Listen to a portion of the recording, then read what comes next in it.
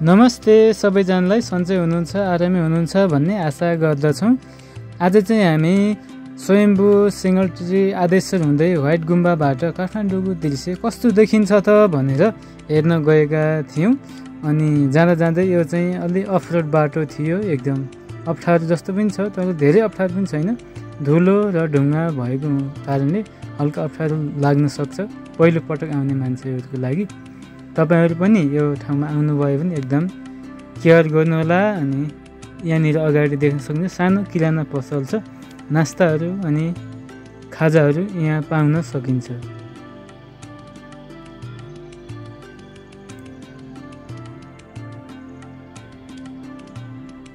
अलि अगाडि गयौँ भने हामीहरूले बाइक पार्किङ देख्न सक्छौँ। अनि त्यहाँ हाम्रो बाइक स्कुटर राखेर हाम्रो काठमाडौँ सहर नेपालको राजधानीको दृश्य पुरा रूपमा हेर्न सकिन्छ।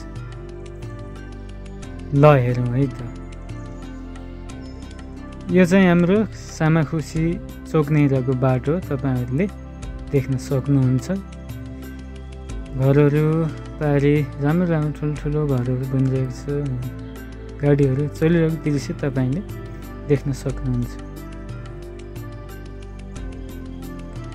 एकदम लोभलाग्दो दृश्य छ हाम्रो काठमाडौँ सहर, मलाई एकदम मन पर्छ।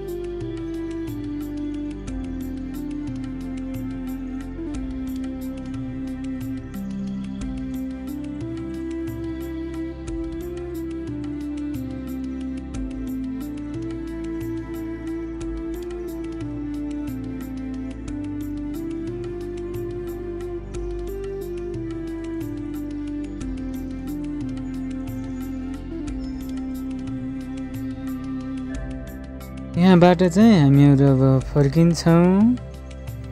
तपाईहरु पनि आउनुहोला, घुम्नुहोला, रमाउनुहोला भन्न चाहन्छु। फर्किँदाखेरिको बाटो एकदम राम्रो छ, थोरै अफरोड भए पनि राम्रो छ। हस्त नमस्ते।